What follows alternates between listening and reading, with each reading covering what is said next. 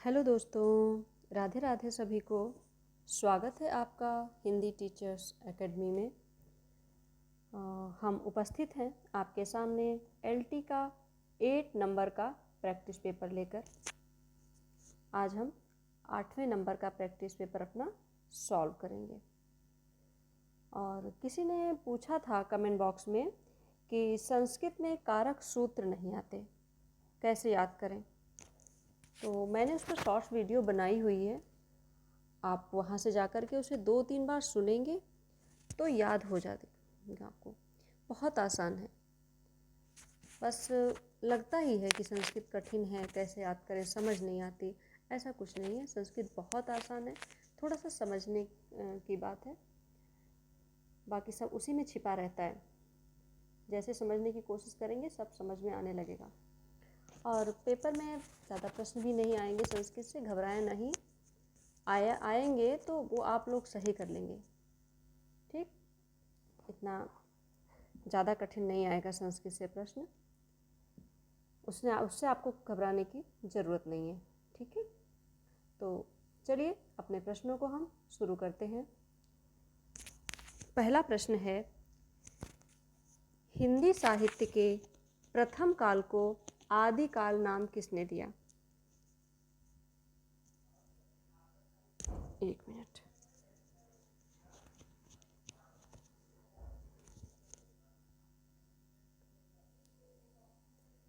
हिंदी साहित्य के प्रथम काल को आदिकाल नाम किसने दिया?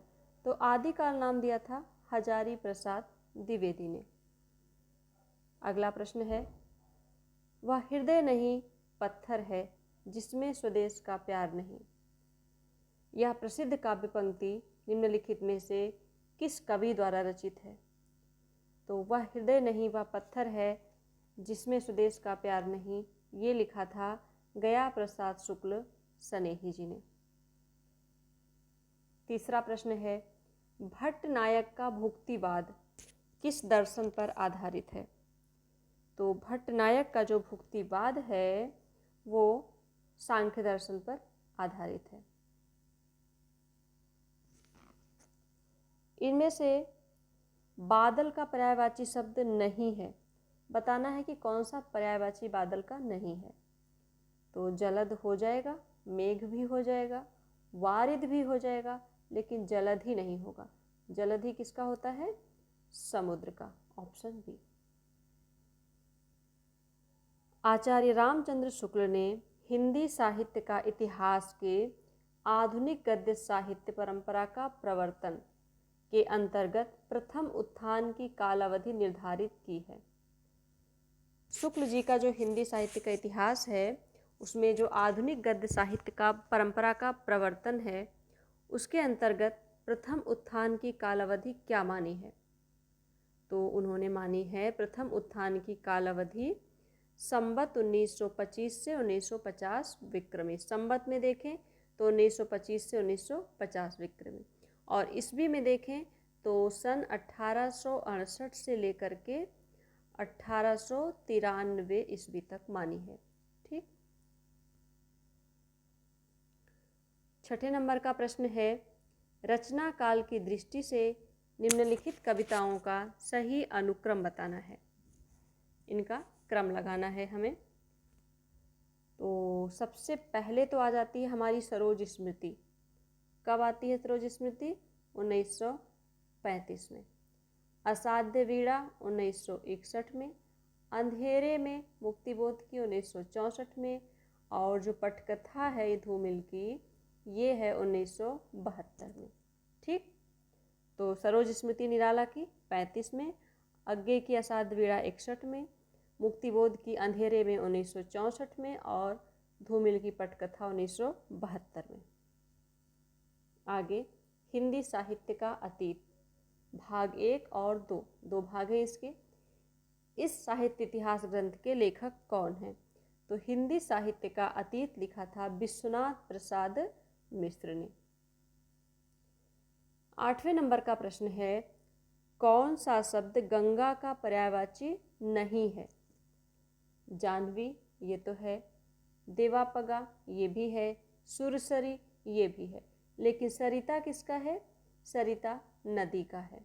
ठीक, तो उत्तर क्या हो जाएगा? डी, सरिता। सूची 1 का मिलान सूची 2 से कीजिए और दिए कूट से सही उत्तर का चयन कीजिए। तो मिलान करना है। बीसल देव रासो किसने लिखा? नरपति नाल्ह ने। पृथ्वीराज रासो किसने लिखा? चंद्रबरदाई ने। परमाल रासो जगनिक ने और खुमाड़ रासो दलपति विजय ने। 2, 4, 1, 3 ऑप्शन बी। अगला प्रश्न है, रामदरस मिश्र को उनकी किस कृति पर वर्ष 2015 के लिए हिंदी साहित्य अकादमी पुरस्कार दिया गया? रामदरस मिश्र को 2015 में किस रचना पर हिंदी साहित्य अकादमी पुरस्कार दिया गया था? तो इनको साहित्य अकादमी पुरस्कार मिला था आग की हंसी पर। ठीक, और इनको व्यास सम्मान किस पर मिला था, ये आप लोग बताएंगे। रामदरस मिश्र को व्यास सम्मान, एक और हाँ सरस्वती सम्मान भी मिला था। तो दोनों प्रश्न आपको बताने हैं कि रामदरस मिश्र जी को व्यास सम्मान और सरस्वती सम्मान किस रचना पर मिला था। अगला प्रश्न है, सूच्य कथानक को प्रस्तुत करने वाले अर्थोपक्षेपकों की संख्या कितनी होती है? तो वो होती है 5। कलश का पर्याय क्या है? कलश का पर्याय हो जाएगा कुंभ।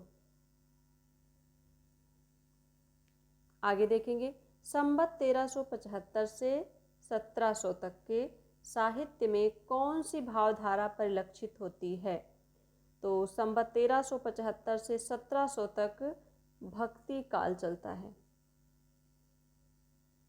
फिर पूछा है कि लहरों के राजहंस के नाटककार कौन हैं? तो लहरों के राजहंस जो लिखा मोहन राकेश ने लिखा था। फिर एक पंक्ति है कि कामार्ता ही प्रकृति कृपणाव चेतना चेतेषु, यह पंक्ति किस ग्रंथ से है?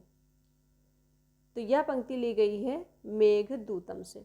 ठीक, कामार्ता ही प्रकृति कृपणावस चेतना चेतनेषु मेघदूतम से ली गई है, जो कालिदास की रचना है। आलंबन और उद्दीपन विभावों के कारण उत्पन्न भावों को बाहर प्रकाशित करने वाले कार्य क्या कहलाते हैं? वो कहलाते हैं अनुभाव।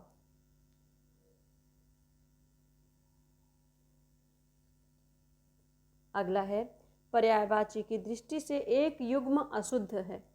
अशुद्ध बताना है आपको। आकाश पुष्कर, कमल ताम्रस, यमुना जानवी कामदेव मनोभाव। तो इसमें जो अशुद्ध है वो हो जाएगा यमुना जानवी, क्योंकि जानवी जो होता है वो गंगा का पर्याय है। ठीक, ओम जय जगदीश हरे की आरती की रचना किसने की है? तो ओम जय जगदीश हरे ये आरती लिखी थी श्रद्धा राम फिलौरी ने। बताएंगे कि हिंदी का प्रथम दुखांत नाटक कौन सा है? हिंदी का प्रथम दुखांत नाटक है रणधीर प्रेम मोहिनी। लाला श्रीनिवास दास का ये नाटक है, पहला दुखांत नाटक है। 20 नंबर का प्रश्न है कि निम्नलिखित में से कौन भरत मुनि के रस सूत्र का एक व्याख्याकार नहीं है? 4 लोगों ने भरत मुनि के रस सूत्र की व्याख्या की थी। पूछ रहा है कि इनमें से एक कौन सा नहीं है? तो भट्टलोलट तो हो जाएंगे, शंकुक भी हो जाएंगे, अभिनव गुप्त भी हो जाएंगे, लेकिन क्षेमेंद्र नहीं होंगे। इनकी जगह कौन होगा? भट्टनायक। ऑप्शन क्या बनेगा हमारा? बी, क्षेमेंद्र। ये व्याख्याकार नहीं है। अर्वाचीन, अर्वाचीन शब्द का विलोम शब्द क्या है? तो अर्वाचीन का विलोम शब्द है प्राचीन। निम्नलिखित संप्रदायों को उनके अनुयायियों के साथ सुमेलित करना है। संप्रदाय है और उसके अनुयायी हैं। यहाँ पे इसका कूट दिया हुआ है, यहाँ से मिलाएंगे। वल्लभ संप्रदाय, एक मिनट, कौन सा प्रश्न? 22। वल्लभ संप्रदाय, वल्लभ संप्रदाय किसका है? गोविंद स्वामी का। निम्बार्क संप्रदाय हरिव्यास देव का। राधा वल्लभ संप्रदाय ये किसका है? दामोदर दास का। और चैतन्य संप्रदाय गदाधर भट्ट का। ठीक, ऑप्शन बन रहा है 5, 1, 2, 3, ऑप्शन ए।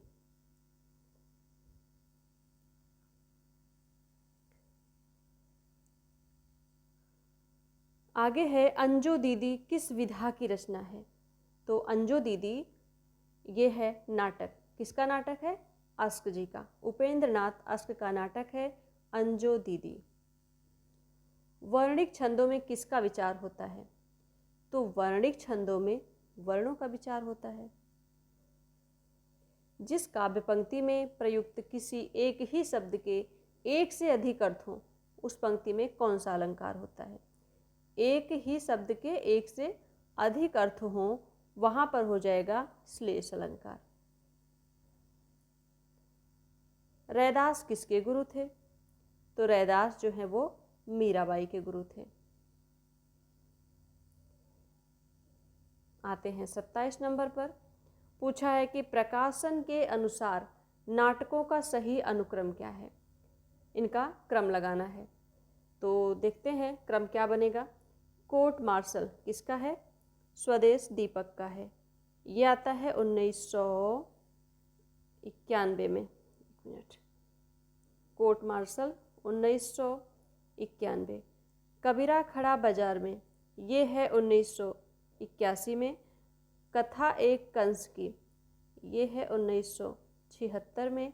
और द्रौपदी है 1972 में। ठीक, तो सबसे पहले क्या आएगा? द्रौपदी। ये है ऑप्शन डी में।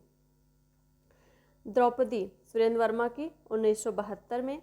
कथा एक कंस की दया प्रकाश सिन्हा 1976 में। कबीरा खड़ा बाजार में भीष्म साहनी का 1981 में। और कोर्ट मार्शल स्वदेश दीपक का 1991 में। ऑप्शन हो जाएगा हमारा डी। या लकुटी अरु कामरिया पर राज तिहुपुर को तजडारो। इसमें छंद पूछा है कि इसमें कौन सा छंद है। इसमें छंद हो जाएगा सवैया। ठीक, सवैया में 22 से 26 तक के वर्ण होते हैं। अन्न को पचाने वाली अग्नि कौन सी होती है? तो जो अन्न को पचाने वाली अग्नि होती है उसे कहते हैं जठराग्नि। भक्ति विवेक किसकी रचना है? तो भक्ति विवेक मलुकदास की रचना है।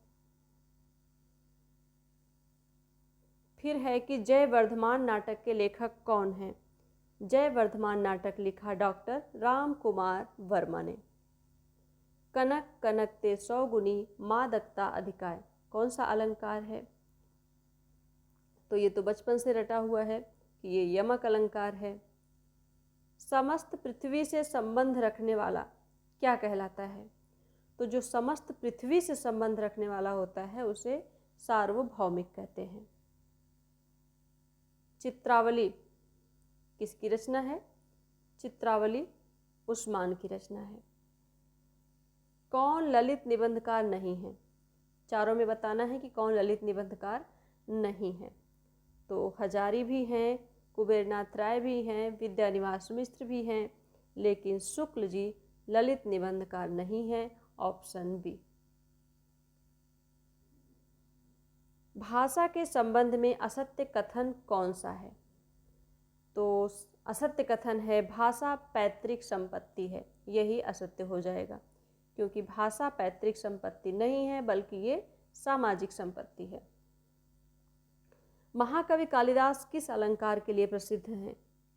तो उपमा कालिदासस्य, ये उपमा के लिए प्रसिद्ध हैं। 38 नंबर का प्रश्न है कि साधना की 4 अवस्थाओं शरीयत, तरीकत, मारिफत और हकीकत का संबंध किससे है? तो इसका संबंध है सूफी साधना से। नीला चांद जो उपन्यास है नीला चांद, इस उपन्यास के लेखक कौन है? तो नीला चांद उपन्यास इनमें से कोई नहीं है, क्योंकि इसके लेखक जो है वो है शिव प्रसाद सिंह। ठीक, नीला चांद शिव प्रसाद सिंह जिस पर उनको साहित्य अकादमी पुरस्कार मिला हुआ है। ऑप्शन डी हो जाएगा।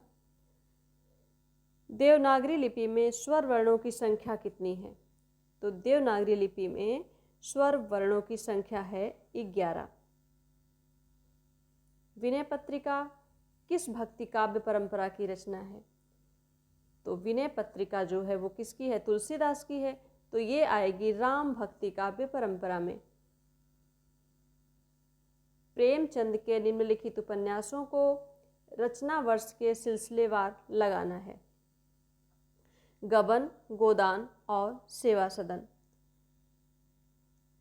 गोदान 36 में, सेवा सदन 18 में और गबन 31 में। तो पहले हो जाएगा सेवा सदन, ठीक, ऑप्शन बी सेवा सदन, फिर गबन और फिर गोदान, ऑप्शन बनेगा बी। हिंदी की कितनी उपभाषाएं हैं? हिंदी की कितनी उपभाषाएं हैं? तो हिंदी की 5 उपभाषाएं हैं। आगे है, निम्नलिखित में से कौन भास द्वारा रचित नाटक नहीं है? बताना है कि भास का नाटक कौन सा नहीं है। तो मृच्छकटिकम जो है वही शूद्रक का है, ठीक। उरुभंगम इन्हीं का है, दूतवाक्यम भी इनका है, मध्यम व्यायोग भी इनका है, लेकिन मृच्छकटिकम शूद्रक का है। कबीर कानी राखी नहीं वर्णाश्रम सरदर्शनी, किसने कहा? तो ये कहा नाभादास ने। अगला प्रश्न है कि निम्न में से कौन उपन्यास एवं उपन्यासकार का युग्म सही नहीं है? सही नहीं बताना है। महाभोज मन्नू भंडारी, आवा चित्रा मुदगल, तत्सम राजी सेठ, मुझे सूरज चाहिए सुरेंद्र वर्मा। तो यही गलत है, क्योंकि सुरेंद्र वर्मा का क्या है? मुझे चांद चाहिए। निम्नलिखित में से कौन सी पश्चिमी हिंदी में नहीं है? तो कौन सी बोली पश्चिमी हिंदी में नहीं है? बांगरू, बुंदेली, बघेली या कन्नौजी? तो सी ऑप्शन हो जाएगा, बघेली, ये पूर्वी हिंदी की बोली है। महोत्सव शब्द में कौन सी संधि है? तो महोत्सव में हो जाएगी गुण संधि। मीराबाई की रचनाओं में किस भाषा की छौंक ज़्यादा पाई जाती है? तो मीराबाई की रचनाओं में राजस्थानी भाषा की छौंक ज़्यादा पाई जाती है। 50 नंबर का प्रश्न है कि ऐ लड़की किसकी रचना है? ऐ लड़की कृष्णा श्रोवती की रचना है। केंद्रीय अनुवाद ब्यूरो किससे संबंधित है? तो जो केंद्रीय अनुवाद ब्यूरो है ये गृह मंत्रालय के राजभाषा विभाग से संबंधित है। निम्नलिखित शब्द में नय तत्पुरुष समास कौन है? तो इसमें जो नय तत्पुरुष बनेगा वो बनेगा अभावः। अभावः में नय तत्पुरुष हो जाएगा।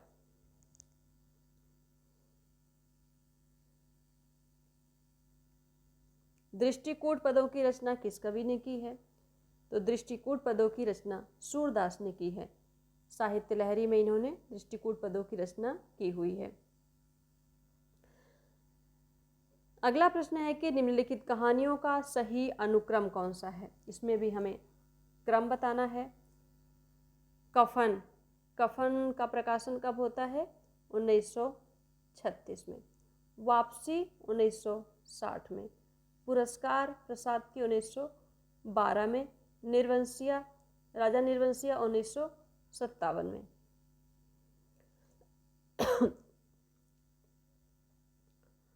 तो क्रम क्या बन रहा है हमारा? पहले आ रहा है पुरस्कार, ठीक, ऑप्शन हो जाएगा डी। पुरस्कार 1912, कफन 1936, राजा निर्वंशिया 1957 और वापसी 1960। आगे आते हैं। कारक के कितने भेद हैं? कारक के भेद पूछा है, तो कारक के भेद हो जाएंगे 8। हरिणा हरिभ्याम हरिभी किस विभक्ति के एक वचन, द्विवचन और बहुवचन के रूप हैं?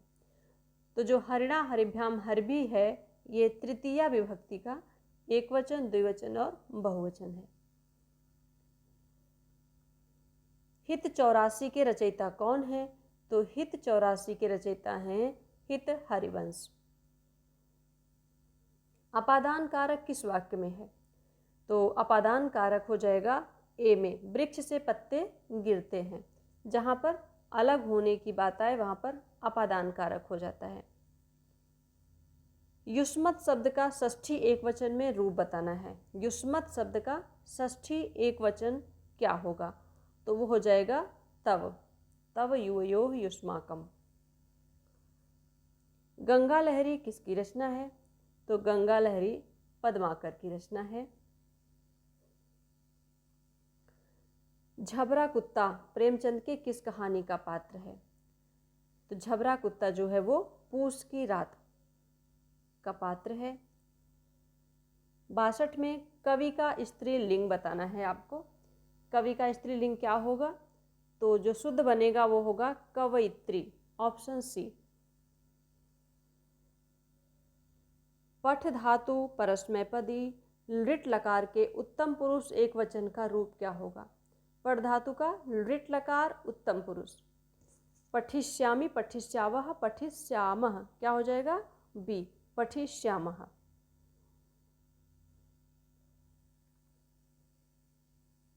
नहीं सॉरी, एक वचन पूछा है मैंने, बहुवचन बता दिया। कह रहा है कि उत्तम पुरुष एक वचन, पठिष्यामि हो जाएगा, गलत हो गया। ये बनेगा डी ऑप्शन, पठिष्यामि। सूरसागर में जगह जगह दृष्टिकूट वाले पद मिलते हैं। यह भी विद्यापति का अनुकरण है। सूरदास से संबंधित उक्त विचार किस आलोचक का है? तो ये कहा है रामचंद्र शुक्ल ने। उन्होंने कहा कि सूरसागर में जगह जगह दृष्टिकूट वाले पद मिलते हैं और यह विद्यापति का अनुकरण है, रामचंद्र शुक्ल। जब लेखक स्वयं अपनी जीवनी लिखता है तो उसे क्या कहते हैं? जब लेखक स्वयं अपनी जीवनी लिखे तो उसे आत्मकथा कहेंगे। निम्नलिखित युग्मों में से एक लिंग की दृष्टि से शुद्ध है। कह रहा है कि एक शुद्ध है, कौन सा शुद्ध है? सम्राट, सम्राटिनी नहीं। वीरांगने, वीरांगना नहीं। गोप, गोपिनी नहीं। सुलोचन, सुलोचना, यही सही हो जाएगा। ठीक, शुद्ध कौन सा होगा? डी, सुलोचन और सुलोचना। हस धातु के लंग लकार मध्यम पुरुष द्विवचन में रूप क्या बनेगा? लंग लकार मध्यम पुरुष द्विवचन क्या बनेगा इसका? आहस्तम, मध्यम पुरुष द्विवचन आहस्तम, ऑप्शन बी। ब्रज भाषा आधुनिक कालीन प्रसिद्ध कवि हैं। कौन हैं आधुनिक काल के ब्रज भाषा के प्रसिद्ध कवि? तो वो हैं जगन्नाथ दास रत्नाकर। निम्नलिखित यात्रा साहित्य और उनके लेखकों को सुमेलित करना है। यात्रा साहित्य है और ये लेखक हैं। ठेले पर हिमालय किसने लिखा? तो ठेले पर हिमालय जो लिखा धर्मवीर भारती ने। आखिरी चट्टान मोहन राकेश ने। सुबह के रंग अमृत राय ने। और पैरों में पंख बांधकर रामवृक्ष बेनीपुरी। ऑप्शन बनेगा 5, 3, 2, 4, 5, 3, 2, 4, ऑप्शन डी।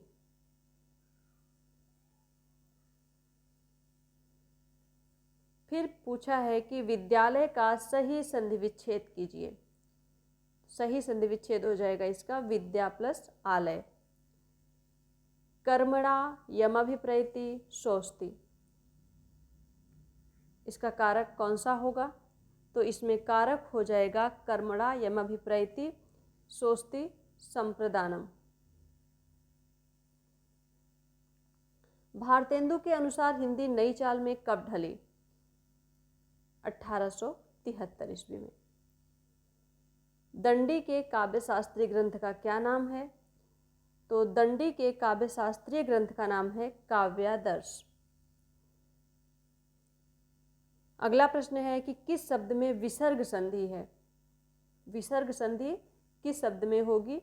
तो ये हो जाएगी दुष्कर, दुह धन कर, दुष्कर में विसर्ग संधि। बाकी अहंकार में अहम धनकार ये व्यंजन संधि है, हिमालय में स्वर संधि है और उल्लास में भी व्यंजन संधि है। इसलिए ऑप्शन हमारा सी होगा, दुष्कर में विसर्ग संधि। अभिनिविष्ट सूत्र किससे संबंधित है? तो अभिनिविष्ट सूत्र संबंधित है कर्मकारक से। विख्यात जीवन व्रत हमारा लोकहित एकांत था, आत्मा अमर है देह नश्वर, यह अटल सिद्धांत था। ये पंक्तियां किस कृति में संग्रहित हैं? तो ये पंक्ति जो है भारत भारती से ली गई है। ठीक, गुप्त जी की भारत भारती में है ये पंक्ति कि विख्यात जीवन व्रत हमारा लोकहित एकांत था। अनुभावों के कितने भेद होते हैं? अनुभावों के 2 भेद होते हैं, कायिक और सात्विक। 2 भी होता है कहीं कहीं, और लेकिन 4 भी होता है, कायिक, सात्विक और वाचिक, आहार्य। ठीक, तो नहीं, हम 2 नहीं लगाएंगे, हम 4 मानेंगे। अनुभाव के कितने भेद होते हैं? 4 होते हैं, सात्विक, कायिक, वाचिक और आहार्य। Option C. निम्नलिखित शब्दों को उनके समास के साथ सुमेलित कीजिए। समास बताना है, कौन सा है? वनवास, वनवास में कौन सा समास होगा? तत्पुरुष हो जाएगा, वन में वास। दान पुण्य, द्वंद्व समास। त्रिनेत्र, बहुब्रीहि समास। और यथाविधि, अव्ययीभाव समास। क्या बनेगा? 5, 3, 4, 2। Option B. वैकुंठम अध्यास्ते हरिः, यहाँ किस अर्थ में कर्म संज्ञा होती है? वैकुंठम अध्यास्ते हरि, वैकुंठ में हरि निवास करते हैं, इसमें हो जाएगा आधार अर्थ में। कर्म संज्ञा हुई है आधार के अर्थ में। फिर मुहावरा पूछा है कि ओछे की प्रीत बालू की भीत, इसका भाव क्या है, अर्थ क्या है? तो इसका अर्थ हो जाएगा बालू की दीवार की भांति ओछे लोगों का प्रेम अस्थायी होता है। मैथिली शरण गुप्त की कौन सी रचना महाभारत संबंधी नहीं है? कौन सी महाभारत से संबंधित नहीं है?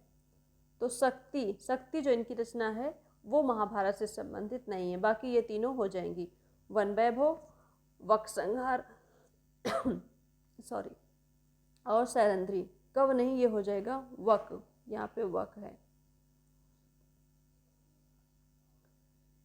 काव्य शास्त्र के इन ग्रंथों को रचनाकारों के नाम से सुमेलित कीजिए। ध्वन्यालोक, ध्वन्यालोक आनंदवर्धन। साहित्य दर्पण आचार्य विश्वनाथ। रस गंगाधर पंडित राज जगन्नाथ। काव्य प्रकाश मम्मट। तो 3, 1, 4, 3, 3, 1, 4, 2, 3, 1, 4, 2, ऑप्शन बी। 83 नंबर में पूछा है कि मुंहतोड़, मुंहतोड़ शब्द में कौन सा समास है? तो मुंहतोड़ में हो जाएगा तत्पुरुष समास। नियम पूर्वक विद्या स्वीकार करने पर वक्ता में किस विभक्ति का प्रयोग होता है? तो जब नियम पूर्वक विद्या स्वीकार की जाए तो वहां पर हो जाता है पंचमी, अपादान कारक हो जाता है पंचमी विभक्ति। जन्म काल की दृष्टि से निम्नलिखित कवियों का सही अनुक्रम बताना है। तो देखते हैं, नानक, नानक का जन्म होता है 1469 में। कबीर का होता है 1398 में। और सुंदर दादू, हाँ सुंदरदास आते हैं 1596 में, और दादू आ जाएंगे हमारे 1544 में। ठीक, तो सबसे पहले कौन आ रहा है? कबीर आ रहे हैं, उसके बाद नानक आ रहे हैं। ऑप्शन बी, कबीर, नानक, फिर दादू 1544 और सुंदरदास 1596। ऑप्शन बी सही हो जाएगा, कबीर, नानक, दादू, सुंदरदास। भाषा और समाज, इसके लेखक कौन है? तो भाषा और समाज लिखा रामविलास शर्मा ने। प्रामाणिक शब्द जो है, इसमें मूल शब्द और प्रत्यय दोनों को अलग करके बताना है कि सही कौन सा है। प्रामाणिक, तो इसमें तो ए और बी दोनों एक सा ही दिया हुआ है, तो हम या तो ए लगा देंगे या बी, दोनों हमारा सही हो जाएगा। प्रमाण धन इक। 88 नंबर का प्रश्न है, आवाहन। आवाहन का विलोम क्या होगा? तो आवाहन का विलोम हो जाएगा विसर्जन। किस छायावादी कवि को प्रकृति का सुकुमार कवि कहा गया है? सुमित्रा नंदन पंत को प्रकृति का सुकुमार कवि कहा गया है। प्रकाशन वर्ष के अनुसार निम्नलिखित कहानियों का सही अनुक्रम बताना है। तो इनका क्रम लगाते हैं। इंदुमती, इंदुमती इसका प्रकाशन होता है 1900 में। ठीक। मकरील जो यशपाल की है, इसका होता है 1934 में। उसने कहा था 1915 में, और कफन ये प्रेमचंद की 1936 में। तो हमारा क्रम क्या बनेगा? पहले इंदुमती और उसके बाद उसने कहा था। ऑप्शन 34, हाँ बी बनेगा। इंदुमती 1900, उसने कहा था 1915, मकरील 1934 और कफन 1936। Option B. फिर पूछा है कि निम्नलिखित में से एक युग्म अशुद्ध है, वो कौन सा है जो अशुद्ध है? सौदागर फारसी है, सही है। समन अंग्रेजी शब्द है, ये भी सही है। आलमारी तुर्की है, नहीं ये गलत है। किताब अरबी है। तो हमारा जो अशुद्ध वो बनेगा वो कौन सा है? आलमारी, क्योंकि आलमारी जो है वो पुर्तगाली है, ना कि तुर्की। ऑप्शन सी हो जाएगा। सुमित्रा नंदन पंत के निम्नलिखित काव्य संग्रहों को उनके प्रकाशन वर्ष के अनुसार सुमेलित करना है। यहाँ पर देखिए, यहाँ पर कोड है और यहाँ इनका मिलान करना है। तो पल्लव हो जाएगा 1926 में, वीणा 1927 में, गुंजन आ जाती है 1932 में, यहाँ लग गया 1932 में, और स्वर्ण किरण है 1947 में। ठीक। तो ऑप्शन हमारा बनेगा बी, 4, 1, 2, 5। निम्नलिखित में से सही वाक्य चुनिए। बताएंगे इन चारों में से कौन सा सही वाक्य है।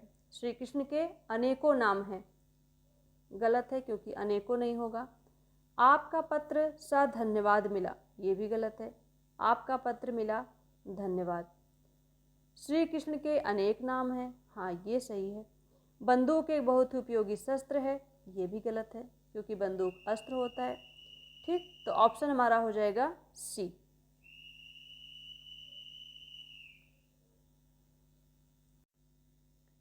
चौरानवे नंबर का प्रश्न है, कर्ता द्वारा अनीप्सित पदार्थ की क्या संज्ञा होती है?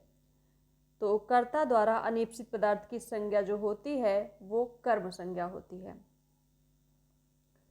जूही की कली कविता जो थी निराला की, किस संपादक ने अपने पत्र में बिना प्रकाशित किए ही वापस कर दिया था? तो वो थे महावीर प्रसाद द्विवेदी। इन्होंने ही बिना प्रकाशित किए उसे वापस कर दिया था। आगे है, श्रृंगार रस की दृष्टि से कृष्ण किस प्रकार के नायक हैं? तो श्रृंगार रस की दृष्टि से कृष्ण जो हैं वो दक्षिण नायक हैं। शिशुपाल वध रचना के लेखक का नाम बताना है। तो शिशुपाल वध लिखा था माघ ने। जमुन जल तुम काव्य के रचनाकार कौन है? जमुन जल तुम ये लिखा था केदारनाथ अग्रवाल ने। लाल तारा ये रेखा चित्र है, तो लाल तारा रेखा चित्र किसने लिखा? राम वृक्ष बेनीपुरी ने। शुद्ध वर्तनी बतानी है, कौन सी वर्तनी शुद्ध है? तो शुद्ध हो जाएगी उज्ज्वल। दोनों जय इसमें आधा रहते हैं, वही शुद्ध होता है उज्ज्वल।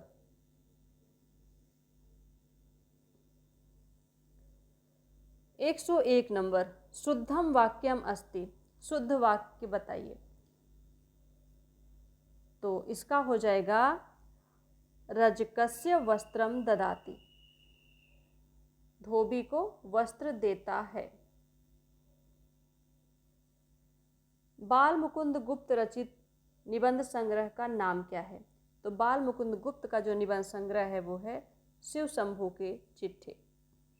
विद्याभ्यास, विद्याभ्यास का संधि विच्छेद क्या होगा? तो हो जाएगा विद्या प्लस अभ्यास, विद्याभ्यास। अगला है निषाद बांसुरी, इसकी रचना विधा क्या है? तो निषाद बांसुरी की रचना विधा है ललित निबंध है। कुबेरनाथ राय का ये ललित निबंध है। आगे है कि इनमें से कौन ओष्ठ ध्वनि नहीं है? तो प भी है, म भी है, भ भी है, लेकिन च नहीं है। च क्या है? तालव्य ध्वनि है। ठीक है, तो ऑप्शन ए यही हो जाएगा, ओष्ठ ध्वनि नहीं है। निम्नलिखित में से किस शब्द में उपसर्ग का प्रयोग नहीं हुआ है? उपसर्ग का प्रयोग नहीं बताना है, नहीं हुआ है। तो भरपूर में भी है, भरसक में भी है, भर पेट में भी है, लेकिन सी भरतार में उपसर्ग नहीं लगा हुआ है। ऑप्शन सी सही हो जाएगा। कष्टापन्नः, कष्टापन्नः शब्द में संधि होगी। संधि पूछा है, नहीं, यहाँ समास पूछना चाहिए। कष्टापन्नः शब्द में समास कौन सा होगा? तो कष्ट से आपन्न या कष्ट से दुखी हो जाएगा तत्पुरुष समास। निर्मल वर्मा का चर्चित कहानी संग्रह कौन सा है? तो इनका चर्चित कहानी संग्रह परिंदे हैं। मानक भाषा किसी भाषा का वह रूप होता है जिससे उस भाषा का सम्मान बढ़ता है, या भिन्न भिन्न भाषा क्षेत्रों में उसका एक रूप समान रूप से प्रामाणिक माना जाता है, या फिर जिसके आधार पर दूसरे भाषा रूपों की स्थिति जांची परखी जाती है, या फिर प्रदेश सरकार जिसे मान्यता प्रदान करती है। तो इसका बनेगा ऑप्शन बी, भिन्न भिन्न भाषा क्षेत्रों में उसका एक रूप समान रूप से प्रामाणिक माना जाता है और वही तदनुरूप प्रयुक्त होता है। क्वेश्चन नंबर है 110, ब्रह्मचारी काष्ठ पीठे अधिशेते रेखांकित पदस्य शुद्ध रूपमस्ति। तो इसमें जो रेखांकित है वो काष्ठ पीठे, ठीक है, इसमें इसका शुद्ध रूप पूछ रहा है, क्या होगा? ब्रह्मचारी काष्ठ पीठ पर बैठता है, इसका शुद्ध रूप हो जाएगा काष्ठ पीठेन। क्या हो जाएगा? काष्ठ पीठेन। काव्य शोभाया कर्तारो धर्माः गुणा, उक्ति किसकी है? तो ये आचार्य वामन की है। काव्य का वह गुण जो चित्त में तेज और स्फूर्ति का संचार करता है, कौन सा गुण कहलाता है? तो वो है ओज गुण। हानि लाभ कौन सा समास है? हानि लाभ में द्वंद्व समास है। स्था धातु का लंगलकार मध्यम पुरुष बहुवचन का रूप क्या होगा? लंगलकार मध्यम पुरुष बहुवचन अतिष्ठत, डी हो जाएगा, अतिष्ठत। भरत के रस सूत्र के व्याख्याता आचार्य शंकुक का सिद्धांत क्या कहलाता है? तो आचार्य शंकुक का जो सिद्धांत था वो था अनुमितिवाद। परुष का विलोम बताना है। परुष शब्द का विलोम क्या होगा? तो परुष का विलोम होगा कोमल। परुष का अर्थ कठोर होता है, परुष का विलोम कोमल। फिर कह रहा है कि जो बात अन्य विभक्तियों से ना कहने की इच्छा हो उसमें किस विभक्ति का प्रयोग होता है। तो जो बात अन्य विभक्तियों से ना कहने की इच्छा हो उसमें षष्ठी विभक्ति का प्रयोग हो जाता है। वाक्यम रसात्मकम काव्यम किसने कहा? ये कहा विश्वनाथ ने। मोक्ष की इच्छा रखने वाला के लिए प्रयुक्त एक शब्द क्या है? तो मोक्ष की इच्छा रखने वाला मुमुक्षु। 120 नंबर और अंतिम प्रश्न, अन्यान्य शब्द का संधि विच्छेद बताना है। अन्यान्य का संधि विच्छेद होगा अन्य प्लस अन्य, अन्यान्य। ठीक, तो यहाँ पर हमारे 120 प्रश्न पूरे होते हैं। हमने 8 प्रैक्टिस पेपर पूरे कर लिए हैं। 9वां प्रैक्टिस पेपर लेकर मैं जल्दी ही आऊँगी आप लोगों के सामने। तब तक आप लोग मन लगाकर पढ़ाई करते रहिए, अच्छे से अपनी पढ़ाई जारी रखिए, घबराइए नहीं। ठीक, क्लास कैसी लगी ज़रूर बताएं, क्लास को लाइक भी करें और शेयर भी करें। मिलेंगे अगली क्लास में। धन्यवाद।